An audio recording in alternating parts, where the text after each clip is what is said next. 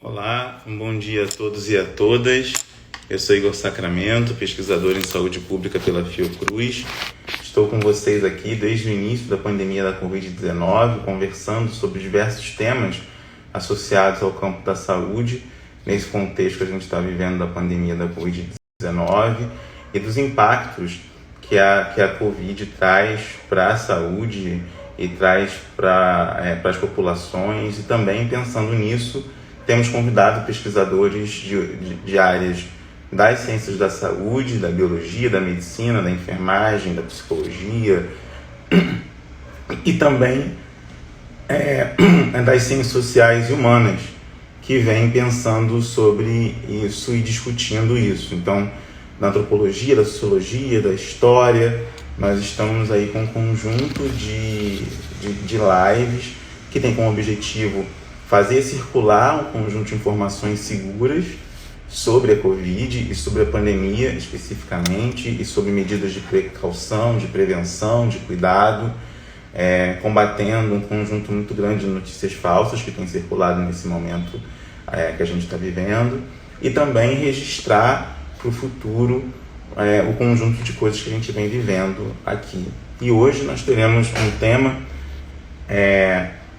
de muita importância, que foi muito falado ao longo da própria Covid, da própria pandemia, que é a questão das questões das cardiopatias, das questões associadas ao coração e as implicações cardiológicas, cardiopáticas que a Covid pode promover e pode provocar.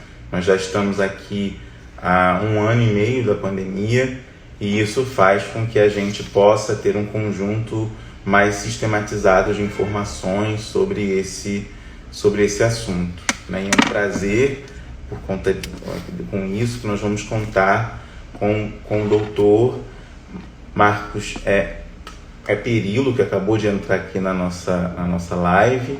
É um prazer poder contar com ele e para a gente poder conversar um pouco sobre as implicações cardiopáticas da Covid-19. Ele, que é médico pela Pontifícia Universitária Católica de Goiás, fez a sua especialização em residência em cardiologia, mais uma especialização em medicina da família pela UNB, e vem trabalhando há alguns e também essas dimensões do esporte, da atividade física, as implicações cardiológicas. Eu acho que a gente vai ter aqui um conjunto de dúvidas para conversar e para tirar com ele em relação à própria Covid, a dimensão da atividade física, da imunidade em relação à Covid, um conjunto de conhecimento que já foi acumulado nesse um ano e pouco de convívio com a Covid-19. Bom, é um prazer, eu vou convidá-lo aqui para a nossa conversa.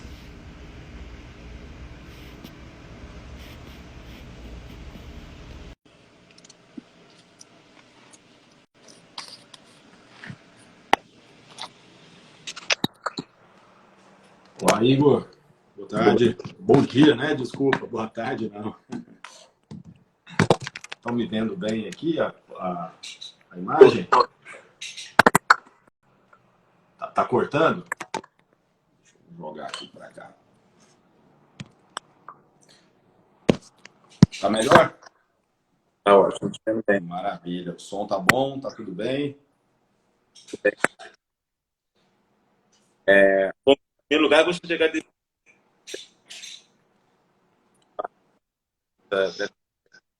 O áudio, Igor, o áudio...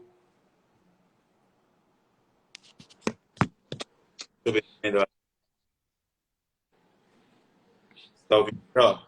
Agora, Tô escutando, agora tá legal. eu coloquei o fone aqui. Maravilha. Gostaria de agradecer muito.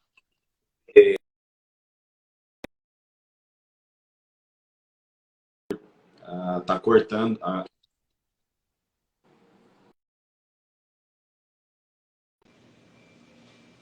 Foi? Foi? Não sei se travou para mim agora. Acho que agora. Foi. Agora foi. Que eu mudei aqui do Wi-Fi para o 4 melhor. Pronto. Acho que é isso. Maravilha. Então, em primeiro lugar, eu gostaria de agradecer, estava agradecendo muito a você ter aceitado participar dessa conversa. Acho que é muito importante poder conversar, né? Ainda mais nesse contexto, poder tirar dúvidas, no contexto de tanta desinformação sobre várias coisas que a gente viveu nessa Covid. Eu acho que foi um momento muito radical disso, né? Que a gente já no campo da saúde já observávamos, né, esse conjunto de desinformação, notícias falsas, boatos, muitas coisas, mas no contexto da Covid parece que isso explodiu de uma maneira muito forte. Então, poder contar com você aqui para a gente poder conversar e tirar dúvidas e ver algumas coisas, porque já temos um conhecimento acumulado já, né, de um ano de pandemia, muitos artigos já foram publicados, muitas experiências clínicas e laboratoriais já foram feitas, mas antes de entrar nessas questões, eu queria que você falasse um pouco dessa trajetória, né, que você vem se especializando em cardiologia, mas especificamente em cardiologia do esporte. Queria que você falasse como é que foi esse movimento seu, de encontro com a medicina, com a cardiologia do esporte, como é que isso se deu na sua carreira, na sua trajetória, esse interesse? Maravilha, Igor. Primeiro, obrigado pela oportunidade. Aí, foi um prazer estar conversando com vocês aí do Rio de Janeiro, né? Então, mestre, realmente um ano e meio já, né, de conhecimento acumulado, e um conhecimento, digamos assim, expresso, né, que veio realmente uma enxurrada de informações e realmente muito difícil para a gente que está lidando com a Covid. Eu venho lidando desde o atendimento ambulatorial, UTI também, Covid, e consultório de cardiologia em paralelo. Então, a gente vem pegando tanto o paciente que está sendo diagnosticado, quanto aquele paciente que está evoluindo mal, e quanto aquele paciente que está no pós-Covid. Graças a Deus, eu tive a oportunidade de poder trabalhar com isso, não que eu queria, né? Que não queria que a gente estivesse passando por isso, mas trabalhando com isso, a gente fica mais forte na medicina, na cardiologia, e pode ajudar o próximo, que esse é sempre o objetivo, pelo menos meu na medicina sempre foi esse. Eu sou goiano, tá? Trabalho com cardiologia já há mais ou menos 3 anos e meio, quando me formei em Brasília, na cardiologia, e trabalhando com a clínica, né, cardiológica, eu vi que realmente o que me chamava a atenção, o que me dava o prazer mesmo era a prevenção. E já puxando um link para a Covid, né, ela é uma doença que veio mostrar para a gente a importância da prevenção, a importância de mudar nosso estilo de vida para uma rotina mais tranquila, menos agitada, com alimentação, com exercício físico, algo que realmente traga para a gente um suporte para a gente passar por essa pandemia e por outras que provavelmente virão nos próximos anos, né? Realmente, enquanto mais saudável nossa mente, nosso corpo, nossa alma tiver, melhor a gente, mais chance a gente tem de passar e passar bem por esses problemas que a gente pode vir a enfrentar. Você falou de uma questão que é muito importante, que é a questão da prevenção, que a gente observou isso muito fortemente, uma associação dos casos mais graves de Covid com inúmeras comorbidades, né? E, sobretudo, tanto aquelas respiratórias, aquelas cardiológicas ou até mesmo as cardiorrespiratórias, né? Quando tem essa confluência, e muitas acabam complicando, algumas doenças pulmonares acabam complicando ou pelo remédio ou pelo excesso de esforço de esforço do coração por conta para bombear oxigênio, enfim. Tem, então, pessoas com pneumonia, pessoas obesas, pessoas que aí, no caso da obesidade, é uma inflamação crônica, né, como a gente chama, né, o seu corpo está cronicamente inflamado constantemente, e quando você tem uma doença inflamatória também como a Covid, isso aumenta a possibilidade de adoecimento, mas também os cardiopatas, e aí as númeras forma a gente viu que isso tem uma incidência maior nessas populações. E muito se falou da questão da imunidade, da prevenção, de buscar alimentação saudável, até mesmo do histórico de atleta, etc., como uma forma de prevenção. Queria que você falasse um pouco como que se obtém essa proteção, né, assim, digamos, imunológica, em termos de isso, em quanto tempo, porque muita gente passou a acreditar, vou passar a fazer atividade física agora e já estou me prevenindo da Covid. É assim, né? A gente consegue tão rapidamente essa proteção, aumentar esse nível de proteção imunológica, ou precisa de maior tempo de dedicação, de rotina mesmo, né? De atividade física, de alimentação saudável? Queria que você falasse um pouquinho sobre isso. Boa pergunta. Realmente, não é uma coisa do dia para o outro. Realmente, o hábito, né, não à toa tem esse nome. Os hábitos saudáveis, eles geram um processo no nosso corpo a médio prazo, tá? Não é a longo, mas realmente a gente precisa aí de pelo menos 2 a 3 meses bem regular, né? E nem sempre a gente consegue ser tão regular. E aí a gente, na prática mesmo, é um processo aí de alguns 5, 6 meses, que até a pessoa começar a pegar aquela rotina, se acostumar, parar de cansar logo no começo e aí subir a ladeira mesmo rumo a um melhor estilo de vida, demora um tempinho. A capacidade funcional do ser humano, a gente consegue calcular isso através de alguns exames, né? Por exemplo, o teste cardiopulmonar a gente consegue calcular de uma maneira mais objetiva, na verdade, e no teste ergométrico a gente consegue estimar também, quase de uma maneira bem precisa também, mas é estimada, a gente consegue determinar a capacidade funcional. Os estudos mostram para a gente que quanto maior a capacidade funcional do atleta, ou do paciente, ou do esportista, maior a chance desse paciente passar bem por doenças, menor a chance dele se adoecer, maior a chance dele passar bem por uma grande cirurgia, menor o risco cardiovascular dele ao longo da vida de ter infarto, de ter derrame, e em questão de longevidade também. Quanto maior a capacidade funcional do paciente, mais anos de vida, com melhor qualidade de vida ele vai ter. Então, quando a gente consegue elevar essa nossa capacidade funcional, que a gente consegue avaliar pelo um nomezinho aí, chama VO2 máximo, ou VO2 máximo atingido, que a gente consegue avaliar pelo teste cardiopulmonar, que é aquele da esteira, que usa uma máscara, a gente tem melhores resultados e a gente tem digamos assim, entre aspas, uma saúde melhor.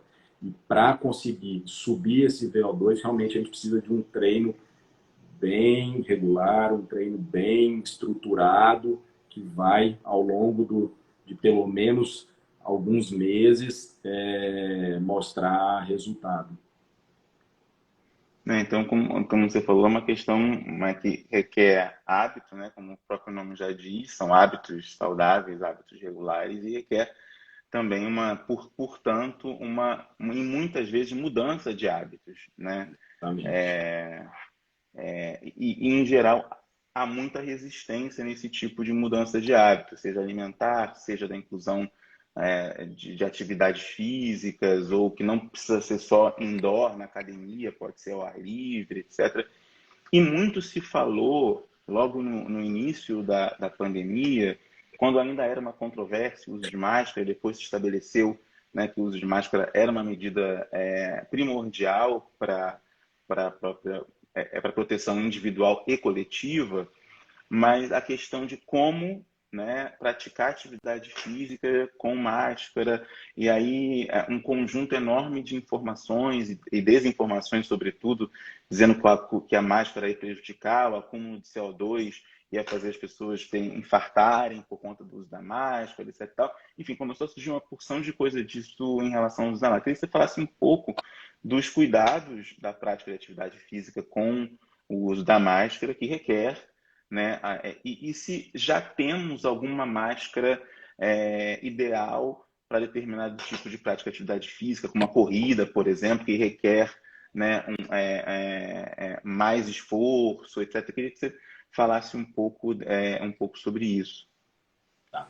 Boa pergunta também. Isso aí já gera muita dúvida, inclusive no meio científico, tá? A gente tem hoje inúmeros trabalhos, a maioria deles, principalmente os mais bem feitos, digamos assim, aqueles que conseguem trazer um pouco mais de conclusão, realmente mostram que não tem nada significativo no sentido de atrapalhar, de ter menos fluxo de oxigênio ou de acumular CO2. Isso realmente parece que não tem.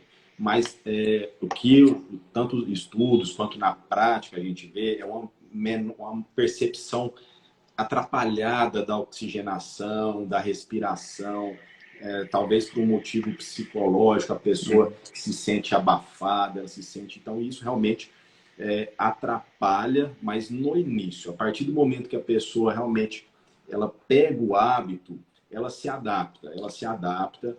Talvez no começo ela não vai fazer aquele esforço, ela não vai atingir tudo aquilo que ela atingia quando ela fazia antes da pandemia, sem a máscara, mas ela acaba se adaptando e gerando o esforço que a gente precisa para manter nossa saúde, nossa imunidade, nossa capacidade funcional. Não tem, é até curioso isso, né? A gente esperaria aí que Nike, Adidas, Olímpicos lançassem máscaras aí tecnológicas com ventilador, alguma coisa assim, mas realmente não tem. Existem umas, por exemplo, sem comércio, sem nada comercial. Por exemplo, tem uma que chama Knit, que aparece no Instagram toda hora pra gente, Sim, sim. que ela é mais bonitinha, assim. Ela, por ser um pouquinho mais para frente, ela tem uma placa que coloca na frente dela, ela acaba deixando um espaço entre o pano e a boca. Então você acaba tendo menos essa percepção de afogamento, de tamponamento ali da respiração.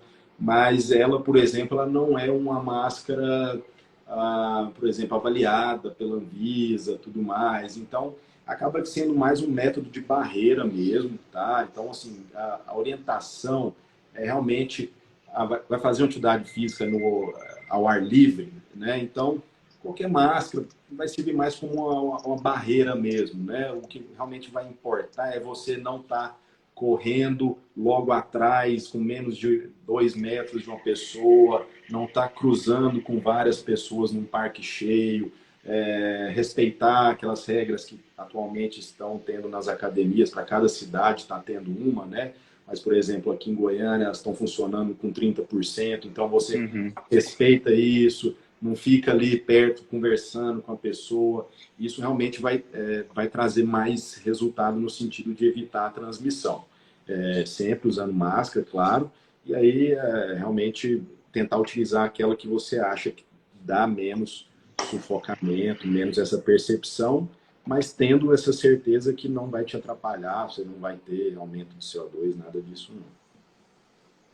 E uma outra questão em relação à própria prática de atividade física e de esporte, em geral, né? Atividade física em geral, que tem com relação à própria Covid, são em relação à possibilidade de sequela.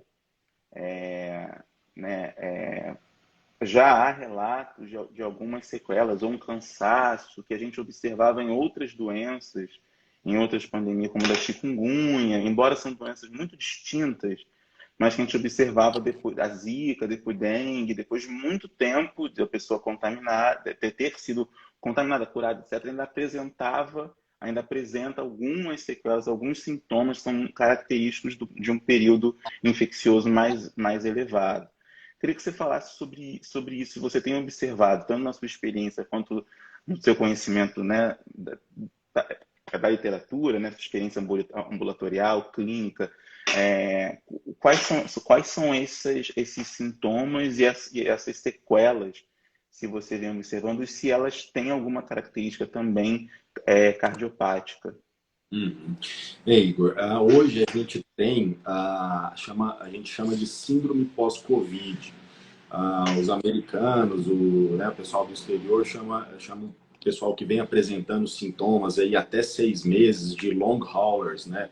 Que seria uma tradução assim mais grosseira, aqueles que demoram a recuperar, né?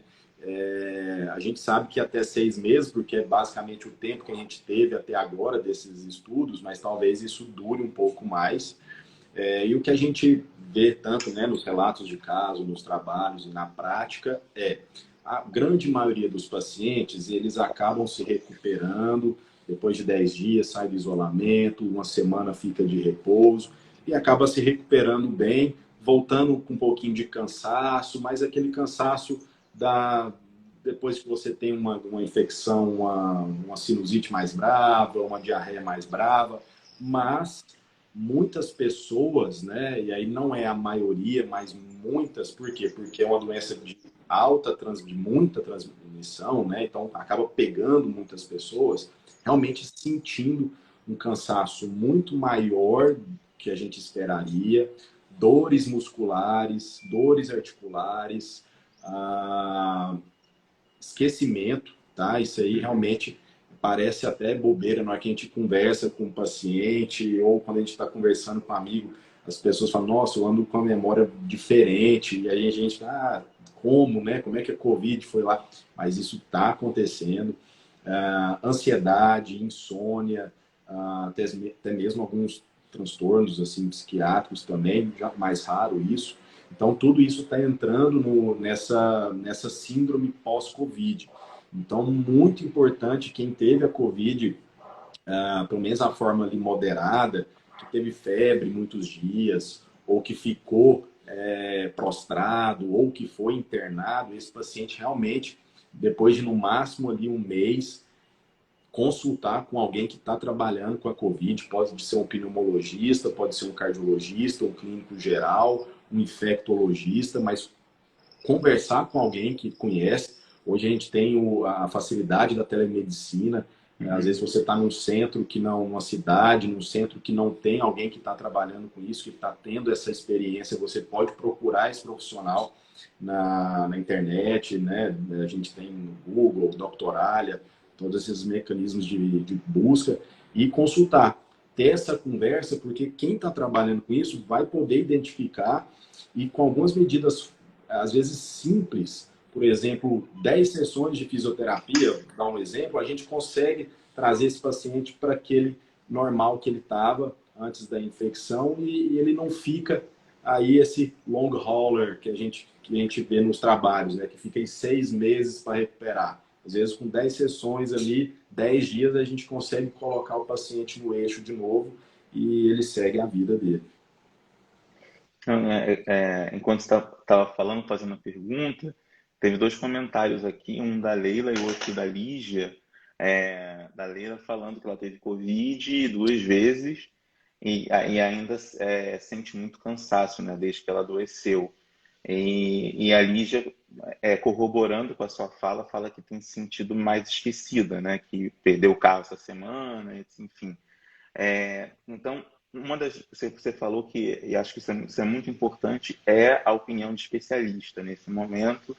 E uma coisa que você disse que acho que é muitíssimo importante de alerta, nem todo médico está lidando diretamente com Covid, né? Então, talvez procurar aqueles, não menosprezando outros, mas procurar aqueles que estão lidando diretamente, estudando, pesquisando, etc., para poder... eu queria um pouco que você falasse sobre isso, assim, de como, na sua experiência de outros colegas, como é que você observou que a Covid, ela atravessou, né? Ela atravessou e meio que exigiu uma especialidade naquilo que ninguém tinha, né? Ninguém é especialista em Covid, de repente todo mundo, né? A gente teve que se deparar com a Covid, isso em várias áreas, na enfermagem, na fisioterapia, na nutrição, né? Em várias áreas a gente teve que se tornar um pouco especialista por conta de que você falasse um pouco disso, de quanto que foi desafiador e ainda é esse contexto todo da pandemia, de uma nova doença, né? Não é só uma pandemia, é uma pandemia de uma nova doença, o que faz toda a diferença. Isso aí realmente é muito interessante entrar nesse tópico que você citou. Realmente, uma nova doença, né, quando ela aparece, ela gera curiosidade, né, tanto dos médicos quanto dos médicos cientistas, né, que é quem produz artigo, quem faz os estudos, mas você não exige de especialistas, de médicos generalistas que se aprofundem, que busquem conhecimento naquilo ali.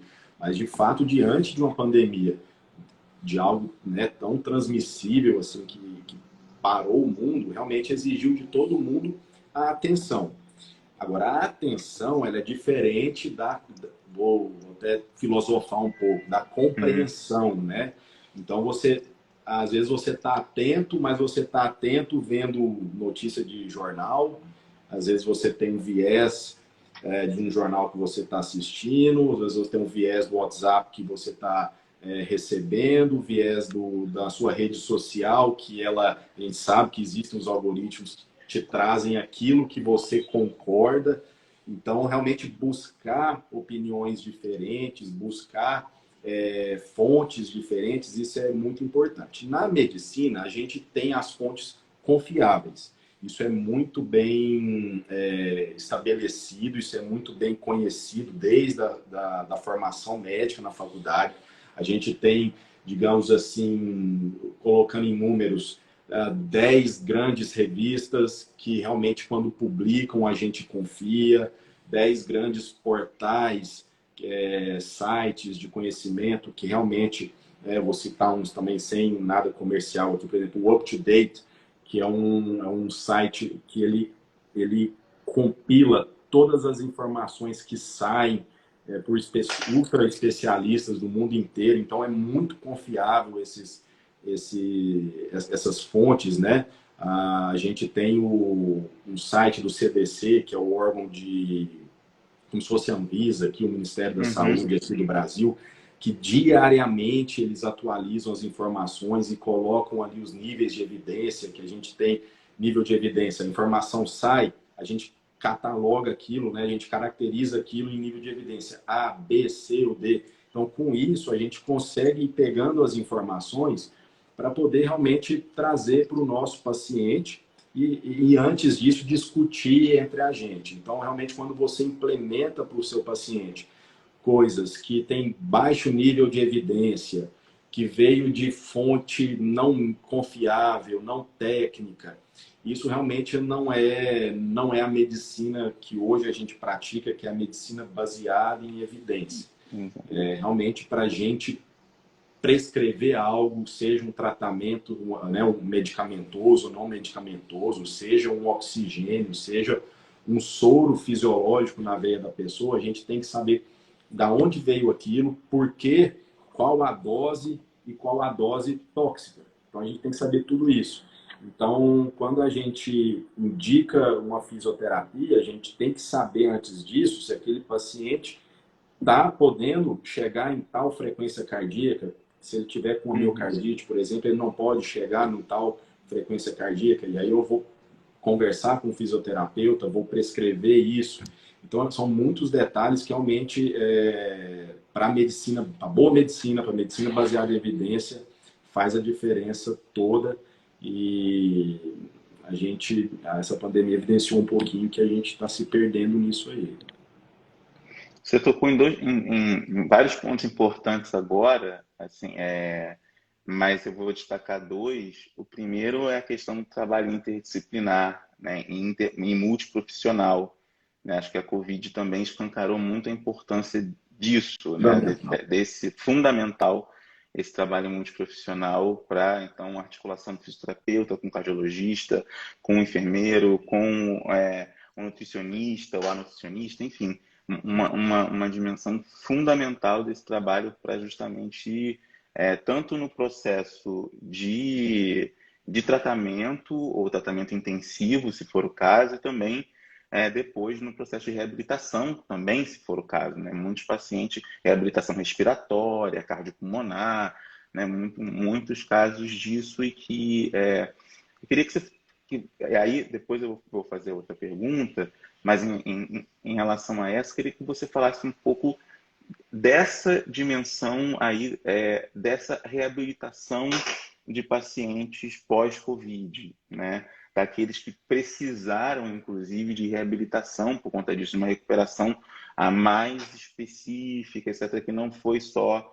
queria que você falasse um pouco sobre a sua experiência, como é que você tem visto isso, se tem sido muito incidente, essa necessidade de acompanhamento, né, pós-Covid, mais amplo e sistemático, mensal, quinzenal, não sei, queria que você falasse um pouco sobre isso.